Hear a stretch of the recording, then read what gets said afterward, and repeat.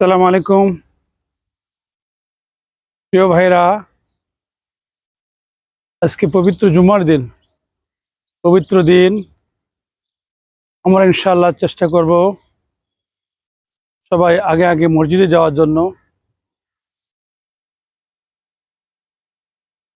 যে ব্যক্তি নামাজের জন্য মসজিদে রওনা করলো সে যেন এহরা বেঁধে কাবার দিকে রওনা করলো। তার প্রতিটি কদমে 10টি করে নেকি লেখা হবে এবং 10টি করে গুনাহ মাফ করে দেওয়া হয়।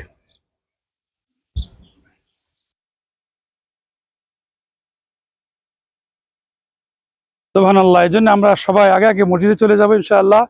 অপর ভাইকে সাথে করে নিয়ে যাব। আসসালামু আলাইকুম।